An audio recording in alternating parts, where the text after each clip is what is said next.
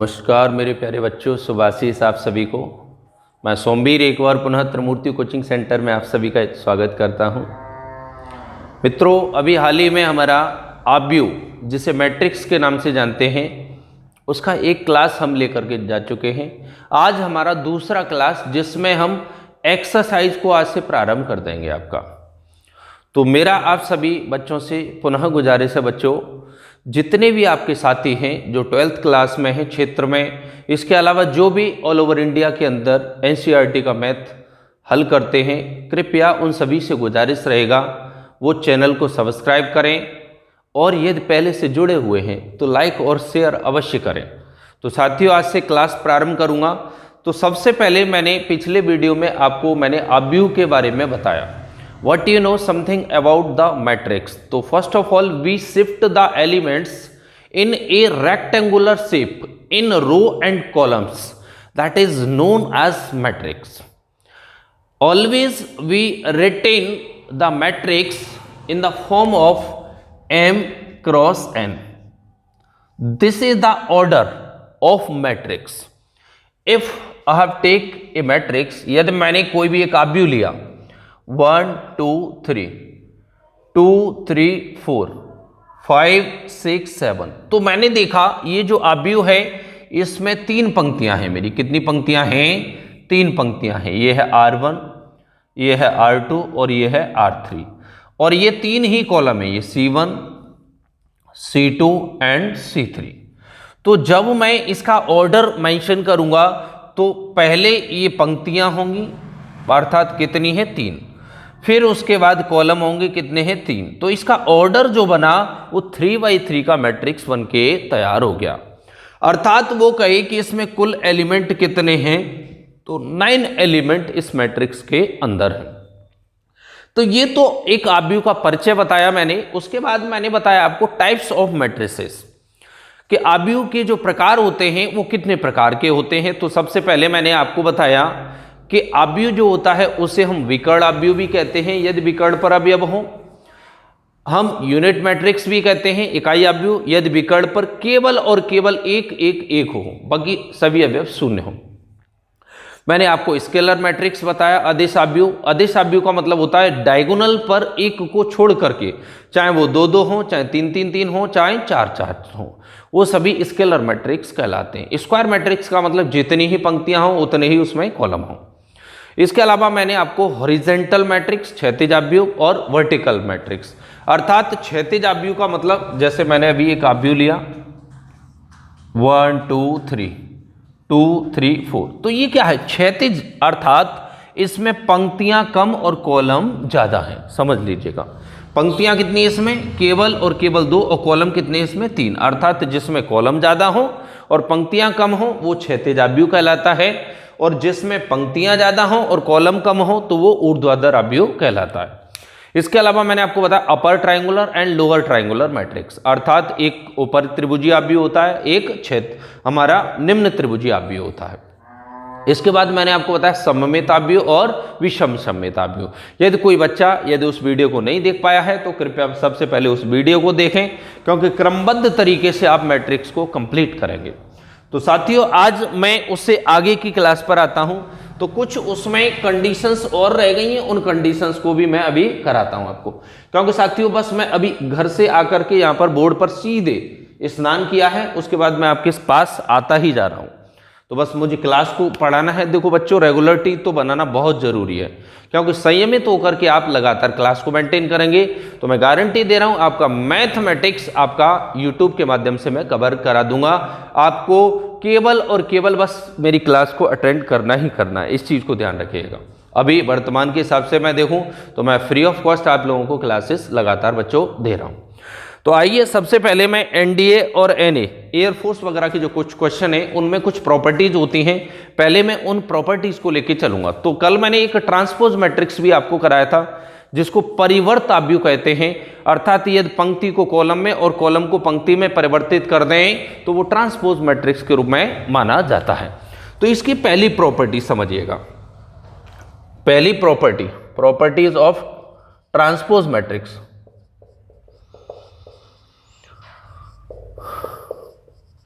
Transpose matrix अर्थात परिवर्त आव्यूह। देखो ट्रांसपोज का मतलब होता है परिवर्त। इसकी जो कंडीशंस होती हैं वो कंडीशन मैं आपको पहले बताने जा रहा हूं। तो सबसे पहली कंडीशन है बच्चों, यदि कोई हमारे पास दो आव्यूह हों और यदि मैं उनको जोड़ दूं और उसका ट्रांसपोज ले लूं तो उनका जो अलग अलग ट्रांसपोज हो रहा है उनके वो योग के बराबर होगा। ध्यान रखिएगा पहली प्रॉपर्टीज। अर्थात मैंने कोई एक आव्यूह लिया, इधर दूसरा आव्यूह लिया, इसको मैं आपको प्रूव भी करता हूं, समझिएगा। देखो समझना और साथ साथ प्रूव होना ये बहुत जरूरी है। मैंने सपोज मान के चलो एक आव्यूह लिया 1 2 3 4 और एक कंडीशन और ध्यान रखिएगा, दोनों ही आव्यूह समान ऑर्डर के होने चाहिए। अगर समान ऑर्डर के नहीं होंगे तो दैट मीन्स वो उसका परिवर्त आव्यूह इस प्रॉपर्टी के माध्यम से कंप्लीट नहीं कर पाएंगे। बी मैंने ले लिया 2 3 4 5। अब मैंने इन दोनों का क्या किया, सम किया, अर्थात a प्लस बी। देखो कंडीशन या एडिशन वाली भी कंप्लीट करा रहा हूं। अब मैं जब ऐड करूंगा तो 1 और 2 3, अर्थात जो पहला अवयव था आपस में जोड़ दिया मैंने, 2 और 3 5, 4 और 3 7। बच्चों समझना इस चीज को ध्यान रखिएगा, 5 और 4 9। तो इन दोनों का ये क्या हो गया बच्चों, सम हो गया। अब मुझे क्या करना है, इन दोनों का ट्रांसपोज करना है। तो ट्रांसपोज जब मैं करूंगा तो ये हो जाएगा बेटा a प्लस बी का ट्रांसपोज बराबर, पंक्ति को कॉलम में और कॉलम को पंक्ति में परिवर्तन कर दो तो 3 5, अर्थात 3 5 7 9 7 9। तो ये क्या हो गया, हमारा ट्रांसपोज तैयार हो गया। अब हमें ये प्रूव करना है। तो सबसे पहले मैं a का ट्रांसपोज कर रहा हूं a to the power t और प्लस b का ट्रांसपोज कर रहा हूं b to the power t, क्योंकि मुझे राइट हैंड साइड प्रूव करना है। तो a का ट्रांसपोज जब किया मैंने तो 1 2 3 4 प्लस b का जो ट्रांसपोज किया मैंने तो 2 3 4 5। अब मैं इनका सम करता हूं तो देखो बेटा 2 और 1 3, 4 और 3 7, 3 और 2 5 और 5 और 4 9। अब आपने देखा कि जब मैंने इसका ट्रांसपोज किया ये a plus B to the power t है और ये दोनों का अलग अलग ट्रांसपोज है और दोनों ही मान बराबर आ रहे हैं। दैट मीन्स हमारा पहला प्रॉपर्टी जो है वो सेटिस्फाइड हो चुका है। बच्चों मुझे उम्मीद है ये प्रॉपर्टी आपके समझ में आ चुकी होगी। आइए बच्चों दूसरी प्रॉपर्टी मैं लेकर के चल रहा हूं, डायरेक्टली प्रॉपर्टी है इसमें। ये दिया है जैसे हमारा कोई भी स्केलर क्वांटिटीज है, जैसे मैंने एक k a to the power t, समझिएगा आप। अब k क्या है, k एनी स्केलर क्वांटिटी, अर्थात कोई भी मान है रियल वैल्यूज के रूप में। जैसे मैं यहां 2 मान ले रहा हूं, 3 मान ले रहा हूं, किसी के साथ गुणा हो रहा है तो इसका जब ट्रांसपोज करेंगे तो k a to the power t हमें प्राप्त हो जाएगा। बिंदु क्लियर हो गया। नेक्स्ट प्रॉपर्टी है बच्चों, बहुत ही इंपॉर्टेंट प्रॉपर्टी है। इनको देखो प्रॉपर्टीज के रूप में आपको तैयार याद रखना है केवल, ठीक। कि क्या है, कोई भी क्वांटिटीज है। अगला प्रॉपर्टी है मेरा बच्चों a b to the power t। तो ये ट्रांसपोज जब करूंगा तो b to the power t इंटू a to the power t कंप्लीट हो जाएगा। तो ये 3 प्रॉपर्टी आपकी ट्रांसपोज से संबंधित हैं, इनको आप नोट कर लीजिए बच्चों, क्योंकि यहां से प्रश्न परीक्षा में पूछ लिया जाता है। वो क्या कहेगा आपसे कि बताइए निम्न में से कौन सी कंडीशन सही है, और 4 कंडीशन आपको दे देगा। परीक्षा में एयरफोर्स या नेवी की जो परीक्षा आप जाएंगे तो वहां ये कंडीशन आपको जैसे ये दे दिया, ये दे दिया, ये दे दिया और उसने कह दिया ऑल ऑफ दीज। तो अर्थात जब हमारी चारों प्रॉपर्टी कंडीशन ठीक है तो दैट मीन्स आपका ट्रू हो जाएगा। ठीक, मुझे उम्मीद है समझ में आ गया होगा, आप इसको नोट करिएगा। अगली कंडीशन में बच्चों लेके चलता हूं। एक चीज ध्यान रखिएगा, मैथ जो विषय है बच्चों ये धैर्यवान विषय है। जो बच्चा धैर्य के साथ क्वेश्चन को पूरा करता है वो हमेशा आगे बढ़ता जाता है, और जो बच्चा अपना धैर्य खो जाता है मैथ के प्रश्न को करते समय बस वही बच्चा मात खाने लगता है। तो बच्चों धैर्य धारण करने की क्षमता अपने अंदर, पेशेंस हमेशा धारण करिएगा और हमेशा अपने आप को आगे ले जाने का प्रयास करो। कभी भी नकारात्मक सोच नहीं आनी चाहिए, और यदि आती है तो उससे हमें बचने का प्रयास करना चाहिए। इस चीज़ को ध्यान रखिए। बहुत सारे ऐसे लोग होते हैं जो नकारात्मक प्रवृत्ति को पैदा करने का प्रयास करते हैं। तो केवल आप ईश्वर पर भरोसा रखिए, माता पिता की सेवा करिए और हमेशा आगे बढ़ने का जज्बा रखिएगा बच्चों। ये मेरा अपना उद्देश्य है। देखो, इसी उद्देश्य के माध्यम से ईश्वर ने मुझे अभी हाल ही में एज ए टीजीटी के पद पर चयनित किया है बच्चों, और हो सकता है आगामी समय में मैं आपके राष्ट्रीय इंटर कॉलेज में सेवा दूं, ईश्वर की यदि यही कृपा होगी तो। ईश्वर वैसे सबके साथ है, इसमें ध्यान रखिएगा। बस और बस आपका परिश्रम होना चाहिए बच्चों। आइए अगले प्रश्न को लेकर के चलता हूं बच्चों। मैंने बच्चों आपको कल सिमेट्रिक मैट्रिक्स की कंडीशन बताई थी, उसको एक बार पुनः बता देता हूं। सिमेट्रिक मैट्रिक्स, इसको बच्चों हम सममित आव्यूह कहते हैं। हिंदी में क्या कहते हैं? सममित आव्यूह।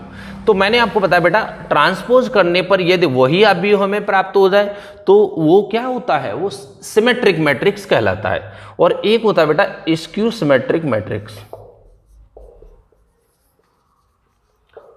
Skew symmetric matrix. अब यहां पर आ जाए कि ये क्या होता है, तो मैंने बताया कि इसका ट्रांसपोज करने पर ये -a हमें प्राप्त हो जाए, तो ये हमारा स्क्यू सिमेट्रिक कंडीशन कहलाता है। और ये क्या है? हमारा सिमेट्रिक कंडीशन। ठीक बच्चों, अब इनमें एक प्रॉपर्टी होती है, उस प्रॉपर्टी को मैं आपको बताने जा रहा हूं। देखो, पहली प्रॉपर्टी है बच्चों, देखो ये जो है ये कॉम्पिटिटिव बुक है, इसीलिए कॉम्पिटिटिव क्वेश्चन भी करा रहा हूं।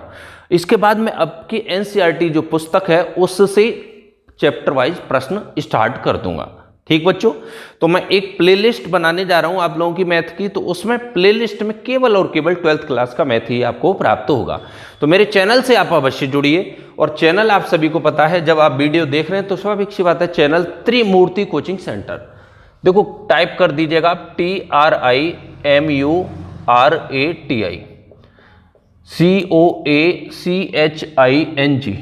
Centre CENTER। जब त्रिमूर्ति कोचिंग सेंटर आप टाइप कर देंगे तो मेरा वीडियो आपको खुल जाएगा, और उसमें प्लेलिस्ट में बना दूंगा आप लोगों की मैथ की, तो उसमें आप रेगुलर अपना वीडियोज को देखते रहिएगा। और जितने भी मित्र शेयर अवश्य करिएगा बच्चों। तो पहला प्रॉपर्टी है बच्चों a+a⁻t, अर्थात एक साधारण मैट्रिक्स और उसका परिवर्ताव्यूह दोनों का यदि हम सम कर दें तो वो क्या कहलाता है? Is always B symmetric. Always symmetric matrix. मेरा कहने का तात्पर्य बच्चों कि यदि कोई आव्यूह और उसका परिवर्ताव्यूह ये दोनों को जोड़ दें तो वो सममित आव्यूह कहलाता है। क्या कहलाता है बच्चों? सममित आव्यूह कहलाता है। मुझे पूर्ण विश्वास है आपकी समझ में आ चुकी होगी प्रॉपर्टी। दूसरा कंडीशन है बच्चों, यदि कोई आव्यूह है और यदि उसका परिवर्ताव्यूह उसमें से सबट्रैक्ट कर दिया जाए तो वो सदैव स्क्यू सिमेट्रिक मैट्रिक्स कहलाता है। Is always be skew symmetric matrix. Is always be skew symmetric matrix. Symmetric matrix. ठीक है बच्चों, नोट कर लीजिएगा। तो ये कुछ प्रॉपर्टी है, ये तो मेन प्रॉपर्टी होगी आपकी क्लास से संबंधित, क्योंकि जो हमारा एनसीईआरटी का मैथ है उसमें इस टाइप की प्रॉपर्टीज को दे रखा है। अब इसके अलावा बच्चों बहुत सारे टाइप ऐसे होते हैं जो आपका ग्रेजुएशन लेवल में जैसे पढ़ते हैं हम। आई को होता है idempotent, orthogonal, involutory, nilpotent, singular, non singular. तो इन टाइप को हम बाद में लेकर के चलेंगे, तो पहले हम चैप्टर के क्वेश्चनों को आज लगाएंगे बच्चों। ठीक है, तो आइए आज से एक एक करके हम प्रश्नों को लेकर के चलेंगे। तो इसको रफ कर रहा हूं बच्चों, नोट कर लीजिएगा।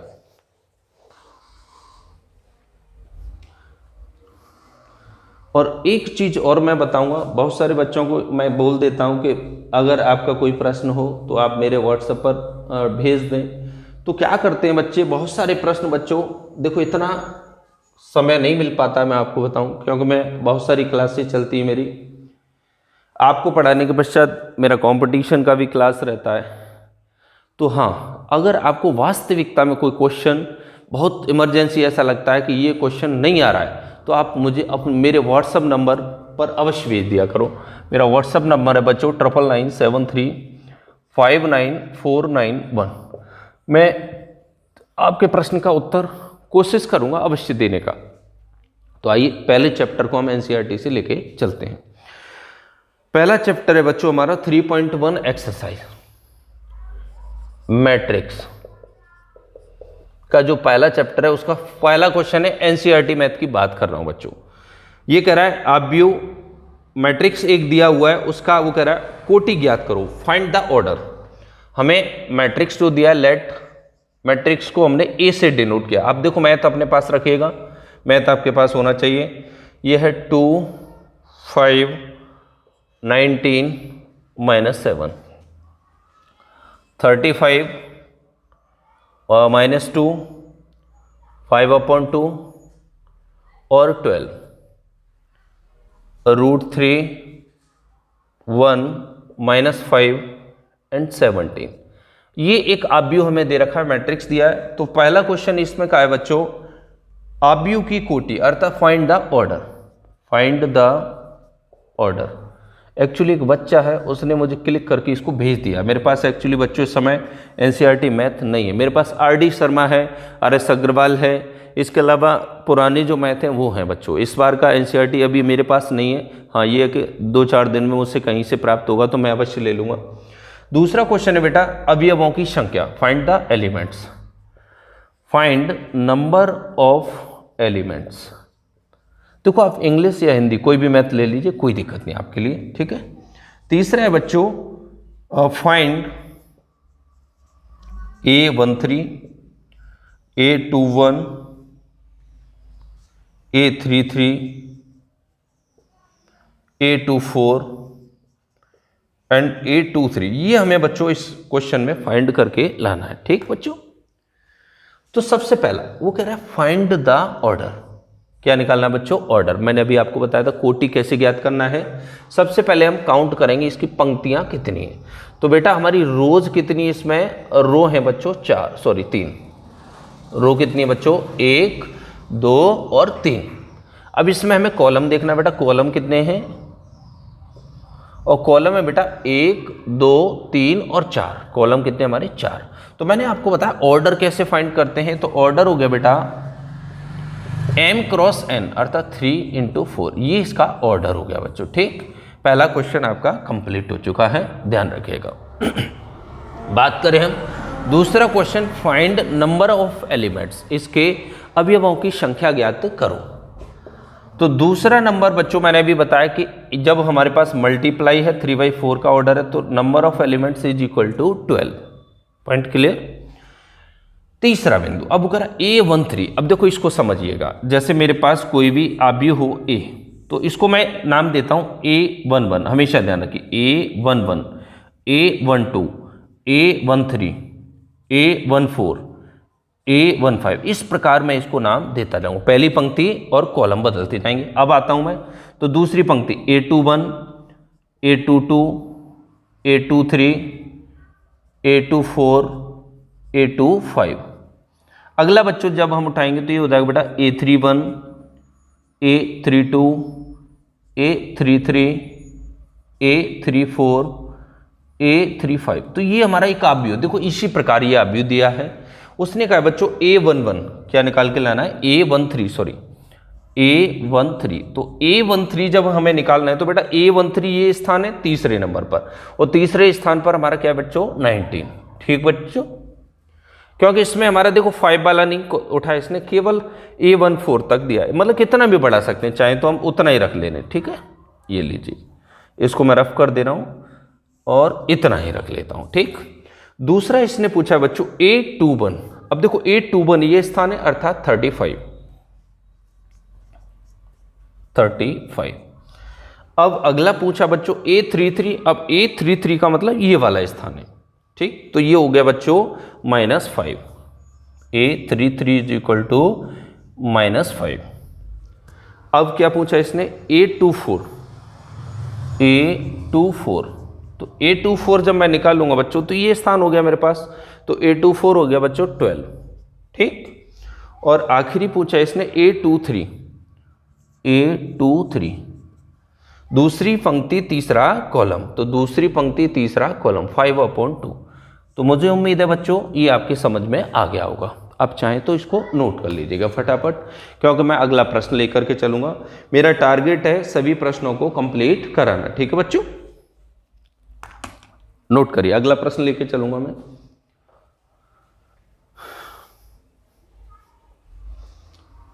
सेकंड क्वेश्चन है आपका। और एक चीज मैं आपको बताऊं बच्चों, जो भी एग्जाम्पल्स हैं आपके, एग्जाम्पल्स को कोशिश आपको करना है। यदि कोई एग्जाम्पल बच्चों आपको समझ में नहीं आता है तो आप मुझे अवश्य पूछने का कार्य करें, मैं आपको अवश्य बताऊंगा बच्चों, ठीक है। दूसरा क्वेश्चन है मेरा इसमें एक्सरसाइज में बच्चों, इफ कह रहा है यदि किसी अवयव में 24 अवयव है, if the number of elements is 24, तो इसकी संभव कोटियां क्या हैं। यदि इसमें 13 अवयव हैं तो कोटियां क्या होंगी, ठीक है। बहुत अच्छी बात है। देखो 24 अवयव हैं। क्वेश्चन नंबर सेकंड वो कह रहा है the total number of elements, total number of elements is 24। कितना है बच्चों 24। वो कह रहा है इसमें कितनी संभव स्थितियां होंगी। तो देखो 24 का हम क्या करेंगे बच्चों, फैक्टराइज करेंगे हम। तो फैक्टर करेंगे तो 1 जा सकता है, 2 से जब 24 में डिवाइड करेंगे तो 12 होगा, ठीक है। अब इसमें 3 से भी हम डिवाइड कर सकते हैं तो 4 टाइम्स, एंड 4 से पुनः 4 टाइम्स, हमने ये देखा हमने, ठीक है बच्चों। तो दैट मीन्स फैक्टर करना आप सब जानते हैं। सबसे पहले 2 से देते हैं, फिर 2 का अगली संख्या से भी 2 का जा रहा है तो 2 से। तो कहने का तात्पर्य हमारा फैक्टर, तो ध्यान रखिएगा हमारा कंडीशन बनेगा बच्चों 1,24 पहला कंडीशन, ठीक। दूसरा बनेगा बच्चों 24,1, ठीक है। या फिर आपको सिंपल बता दूं 1,24। अब 2 का भाग जा रहा है 2,12, 3 का भाग जा रहा है 3,8, 4 का डिवाइड जा रहा है तो 4,6, 4 6 24, 5 का नहीं जा रहा है, 6 का देखो पुनः लौट आएगा, 5 का हमारा नहीं जा रहा तो 6 का, 6 चौक 24, 6,4 हो जाएगा। अब इसको पुनः वापस करेंगे तो 8,3 हो जाएगा, ये 12,2 हो जाएगा और ये 24,1 हो जाएगा, ठीक है बच्चों। तो इसकी टोटल जो कंडीशंस होंगी, टोटल कंडीशंस 1 2 3 4 5 6 7 8 कंडीशन इसकी टोटल। गैस जैसी स्मेल आ रही है बच्चों, ठीक, कोई बात नहीं। टोटल कंडीशंस कितना होगा 8 कंडीशन, ठीक है बच्चों। अच्छा दूसरा इसमें पार्ट दिया है यदि अवयव कितने हो 13 हो। सेकंड इसका पार्ट है इफ एलिमेंट्स आर 13। तो देखो बेटा 13 का कोई फैक्टर नहीं बनता है, तो 13 का कंडीशन बनेगा 1,13 एंड 13,1। दैट मीन्स हमारी टोटल जो कंडीशंस होंगी, टोटल कंडीशंस जो बनेंगे बेटा वो केवल और केवल 2 कंडीशंस बनेंगी, ठीक है। मुझे उम्मीद है समझ में आ गया होगा। नोट करिएगा, अगला प्रश्न लेकर के चलता हूं बेटा। नोट अवश्य करते जाइए जिससे आपकी फेयर मेंटेन हो जाए और अच्छे से आप समझने का प्रयास करिए।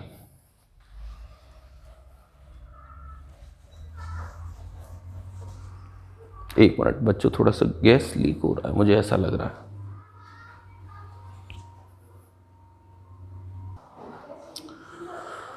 आइए बच्चों, अरे वो सैनिटाइज कर रहा था इसलिए स्मेल बड़ा अजीब सी आई। आइए अगला प्रश्न लेके चलेंगे बच्चों, तीसरा, थर्ड क्वेश्चन है बेटा, यदि किसी अवयव में 18 अवयव हैं तो इसकी संभव कोटियां क्या हैं। यदि इसमें 5 अवयव हैं तो क्या कोटियां होंगी। तो वही सेम क्वेश्चन है बच्चों, 18 एलिमेंट हैं। कितना है 18 एलिमेंट। तो देखो बेटा मैंने अभी बताया 18 एलिमेंट है तो 1,18 होगा, 2,9 होगा क्योंकि 9 दूनी 18 होता है, 3 का भी जा रहा है, 3 का 18 होगा। अब 4 का नहीं जा रहा है, 5 का नहीं जा रहा है, ठीक है। 6 का पुनः लौटेगा तो 6,3 होगा, 7 का नहीं जा रहा है, 8 का नहीं जा रहा है, 9 का जा रहा है तो 9,2 होगा और 18,1 होगा। तो टोटल बेटा कंडीशन जो होंगी वो कितनी होंगी 6 conditions. Total is equal to 6, 1 2 3 4 5 6। अब उसने कहा दूसरा 5 एलिमेंट है तो सेम वही प्रोसीजर है बच्चों, 5 एलिमेंट हैं तो बेटा 5,1 होगा और 1,5 होगा, ठीक है। तो टोटल कितनी 2 कंडीशन होंगी, ठीक है। सिंपल है, समझ में आ गया होगा। चौथा क्वेश्चन है बेटा, अच्छा क्वेश्चन लग रहा है मुझे, चौथा थोड़ा सा अच्छा है, कराने लायक है। ये कह रहा है एक 2/2 का अवयव है a is equal to aij, 2/2 का है, कितने का है, 2/2 का, की रचना कीजिए। अच्छा, रचना करना है मतलब ड्रॉ करना है। इसके अवयव निम्नलिखित प्रकार से प्रदत्त हैं। बहुत अच्छी बात। इसने जो बच्चों एलिमेंट दिए हैं वो इस प्रकार हैं, देखो इधर करा रहा हूं मैं। पहला कंडीशन दिया बेटा aij is equal to I plus J upon 2 का होल स्क्वायर, ऊपर का होल स्क्वायर है अपॉन 2। दूसरा है बच्चों aij is equal to I upon J. तीसरा कंडीशन है बच्चों aij is equal to I plus 2j का होल स्क्वायर अपॉन 2। ठीक है बच्चों, ये चौथा क्वेश्चन है आपका, बहुत अच्छा प्रश्न है, ध्यान दो बेटा। तो हमारा कंडीशन कह रहा है ये है। अब पहला कंडीशन हमें 2/2 का ड्रॉ करना है केवल, तो स्वाभाविक सी बात है 2/2 में हमारा जो अवयव होता है बेटा ये होता है a is equal to a11 a12 a21 a22, ये बेटा अवयव होता है। ठीक है, इसी का हमें बस प्रयोग करना है। अब पहली कंडीशन को लेके चलेंगे सॉल्यूशन। तो फर्स्ट कंडीशन में हमारा a11 रखा, मतलब i की जगह भी 1 रखना है और j की जगह भी 1 रखना है। तो 1 रखूंगा तो बेटा 1 + 1 का whole square upon 2, that means 2 का स्क्वायर कितना हो गया, 4/2 इज इक्वल टू 2। ठीक बच्चों, अब मुझे a12 रखना है, इसमें a12 रखा मैंने, तो ये हो गया बेटा, ये j है, ध्यान रखें बेटा। तो 1 + 2 का whole square upon 2, that means 3 का स्क्वायर 9, 9/2। अब यहीं पर मैं रखने जा रहा हूँ a21, तो a21 इज इक्वल टू हो गया बेटा, 2 रखूंगा यहाँ पर, तो 2 + 1 का whole square upon 2, that means ये हो गया बेटा 9/2। अब आखिर में हमारा ये है a22, तो ये रखा मैंने a22, तो ये हो गया बेटा 2 + 2 का whole square upon 2, that means 4 का स्क्वायर 16/2 इज इक्वल टू 8। अब इसको हमें ड्रॉ कर देना है। देयरफॉर हमारा जो मैट्रिक्स तैयार हो गया बेटा, ये हो गया हमारा पहला अवयव 2, a12 कितना है बेटा 9/2, a21 कितना है हमारा 9/2 और a22 कितना है हमारा 8। अर्थात पहला जो क्वेश्चन है उसका हमारा आंसर आ चुका है। ठीक है, अब आते हैं हम दूसरे क्वेश्चन पर बच्चों। दूसरा क्वेश्चन जो हमें दिया है वो कह रहा है aij equal to I upon J, that means हमें a11 जब निकालेंगे, हम लिख दे रहा हूं aij हमें जो दिया बेटा आई अपॉन जे दे रखा है। ठीक, तो जब मैं a11 निकालूंगा तो 1 का मतलब 1/1, कितना 1/1, अर्थात 1 हो गया। a12 आई का मान 1/2 हो गया, a21 आई का वैल्यू 2/1, दैट मीन्स 2 हो गया। ठीक, अब आखिरी अवयव है a22 का मतलब 2/2, तो ये कितना हो गया 1।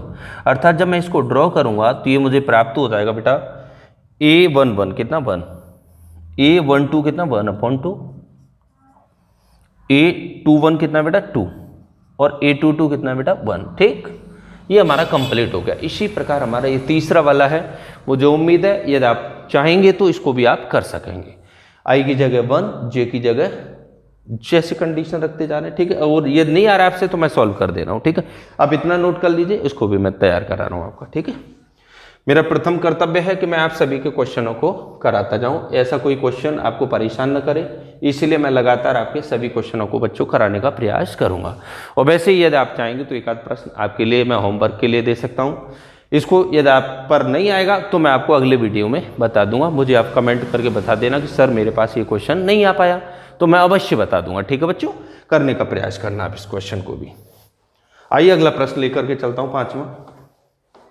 मेरा एक लिमिटेड टाइम रहेगा बच्चों, लगभग 35 से लास्ट 40 मिनट की आपका लगातार क्लास का वीडियो रहेगा, क्योंकि वीडियो बच्चों बड़ा हो जाता है, फिर वो वीडियो दिक्कत करता है अपलोड करने में। अगला प्रश्न है बच्चों,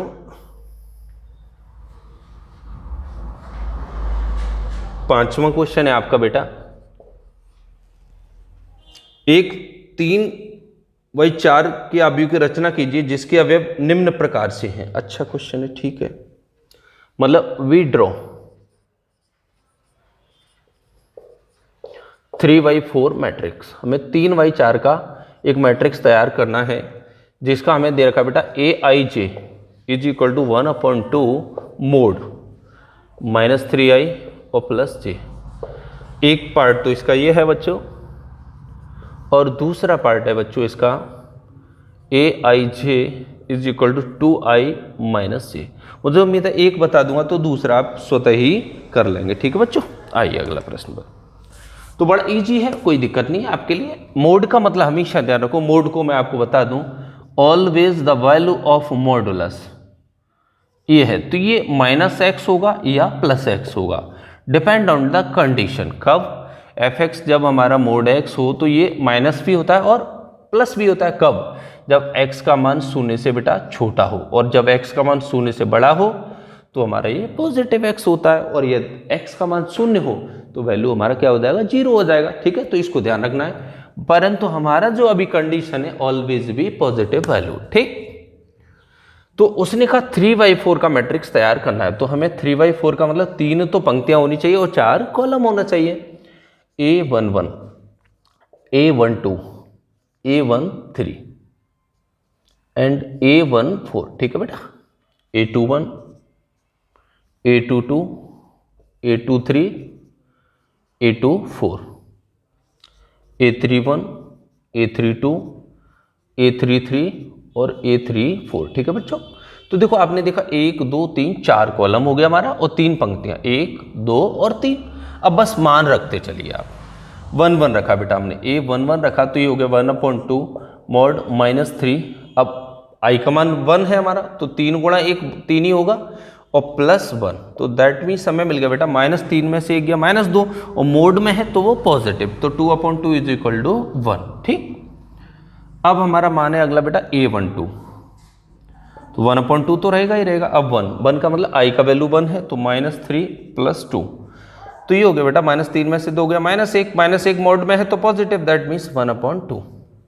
नेक्स्ट A13, तो 1/2 और 1 रखूंगा मैं तो -3, और j का वैल्यू कितना बेटा +3, तो 3 में से 3 गया 0, तो ये 0 हो जाएगा।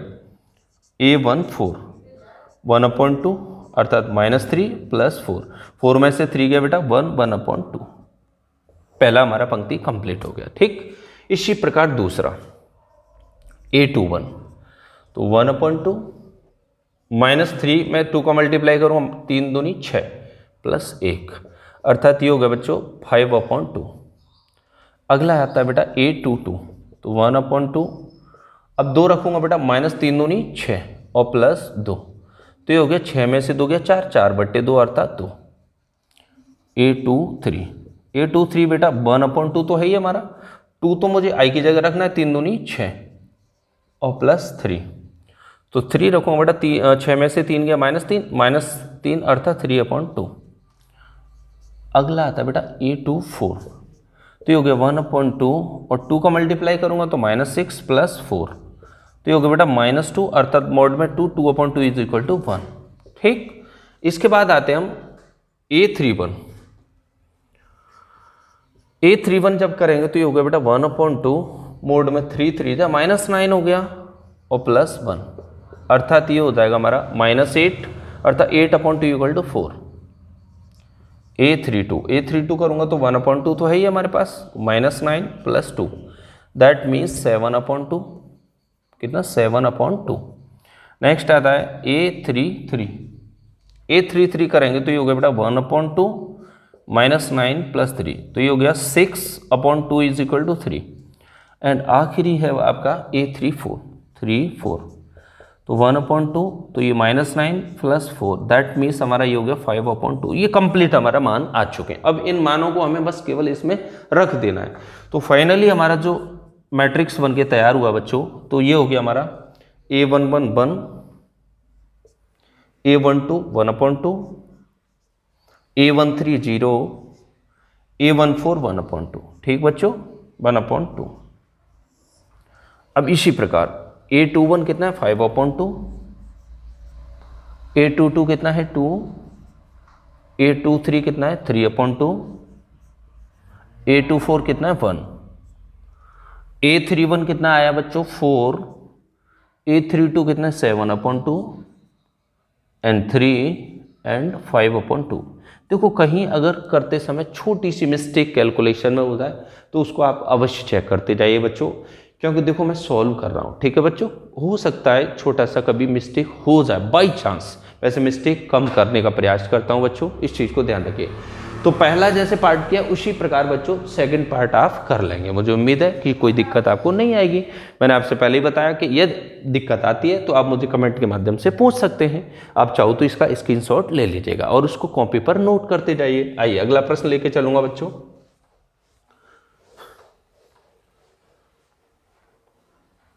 डे टू डे बेटा अपना एक नियम बना लीजिए, एक एक्सरसाइज आपको डेली करने का प्रयास करना है और कुछ क्वेश्चन रह जाते हैं तो वो अगली क्लास में आप करते जाइएगा, जिससे आपका टॉपिक मजबूत हो जाएगा बच्चों। अगला क्वेश्चन है आपका बच्चों छठवां जो क्वेश्चन है उसमें दिया बेटा 4, 3, x और 5 बराबर दिया बेटा y, z, 1, 5। देखो इसमें ये कह रहा find the value of x, y, z, x, y, z का मान बताइए। तो अच्छा क्वेश्चन है बच्चों। देखो एक चीज ध्यान रखना, यहाँ 5 है तो यहाँ भी इसने 5 दिया, यही क्वेश्चन का प्रमुख बिंदु है। अगर यहाँ अलग होता तो हम we can't find out the value, हम इसका मान ज्ञात नहीं कर सकते थे। तो यहाँ से बच्चों x का मान आया 1, y का मान आया 4, z का मान आया बच्चों 3। ठीक है, बहुत सिंपल सा क्वेश्चन था। आपका ए पार्ट हो गया है। बी पार्ट दिया बच्चों x प्लस वाई और ये दिया बेटा 5 प्लस जेड, इधर 2 है इधर x y है, इज इक्वल टू दिया है बच्चों 6, 2, 5, 8। ठीक है बच्चों, तो कुछ नहीं इसको सॉल्व करना है। देखो यहाँ भी सेम स्थिति वही है, सेम दिया है 2 दिया है, इसलिए कैलकुलेट करने में दिक्कत नहीं है। x प्लस वाई कितना 6 लिख लीजिए, पहला कंडीशन। अब यहाँ से देखिए 5 plus Z equal to 5, 5 plus Z is equal to 5, that means यहाँ से मिल गया हमें जेड इक्वल टू 0, 5 में से 5 चला जाएगा। अब देखो बेटा X Y, X into Y कितना है हमारा 8, दोनों का मल्टीप्लिकेशन कितना है 8 आ रहा है। ठीक है, इसको हमें अब यहाँ से हमें x और y का वैल्यू फाइंड करना है। तो दो मान हमारे पास प्राप्त हैं, x इंटू वाई 8 और x प्लस वाई 6। ऐसा क्या कंडीशन बने कि जिससे ये हमारा फुलफिल हो जाए। पहले क्वेश्चन को मैं एक बार चेक कर लूँ बच्चों। x प्लस वाई ठीक है 2, 5 प्लस जेड और एक्स वाई ठीक है 6, 2, 5, 8। ठीक है बच्चों, क्वेश्चन सही है ना।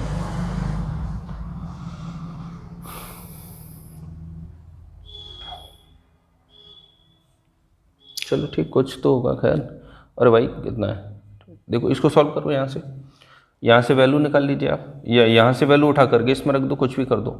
इन दोनों को अब हमें सॉल्व करना है। ठीक है, तो यहाँ से हो गया x equal to 6 minus Y. अब इसको वैल्यू हम यहाँ रख रहे हैं तो ये बन जाएगा हमारा बच्चों y into 6 minus Y is equal to कितना है 8। अब यहाँ आप देखिएगा, यहाँ y का क्या मान रख दें और दोनों का मल्टीप्लिकेशन करने पर 8 प्राप्त हो जाए। एक तो द्विघात समीकरण से कर सकते हैं, जैसे ये बन गया हमारा 6y minus 5 square is equal to 8। तो ये हो गया बेटा y स्क्वायर माइनस 6y, इसको मैं इधर ले गया इसको इधर ले गया, प्लस 8 इक्वल टू 0। अब इसके फैक्टर करो, 4 दूनी 8, दोनों का योग बना देंगे तो y square minus 4 plus 2 into Y plus 8 equal to 0। That means ये हो गया बेटा y square minus 4y minus 2y plus 8 equal to 0। That means y common ले लिया हमने तो y माइनस 4, माइनस 2 कॉमन ले लिया तो y minus 4 is equal to 0। That means हमारे पास दो फैक्टर आ गए बच्चों, एक हो गया y माइनस 4 और दूसरा हो गया बेटा y minus 2 is equal to 0। तो हमें मान मिल गया बेटा 2,4। y का मान कितना प्राप्त हुआ बच्चों, हमें 2 मान आ रहा है, एक 2 आ रहा है और एक 4 आ रहा है। अब यदि मैं y का मान यहाँ पर 2 रखूँ, कितना रख दूँ 2, y 2 रखूँगा तो बेटा x का वैल्यू हमें कितना मिलेगा, 6 में से 2 गया x का वैल्यू 4, और यदि मैं y का वैल्यू 4 रखूँगा y इक्वल टू 4 तो मुझे x का वैल्यू कितना प्राप्त होगा, x इक्वल टू 2 प्राप्त होगा। ठीक है, तो ये दो कंडीशन हमारे पास आ गई, अर्थात x का भी वैल्यू आ गया और y का भी वैल्यू आ गया। मुझे उम्मीद है यहाँ तक कोई दिक्कत आपको नहीं होगा। ठीक है बच्चों।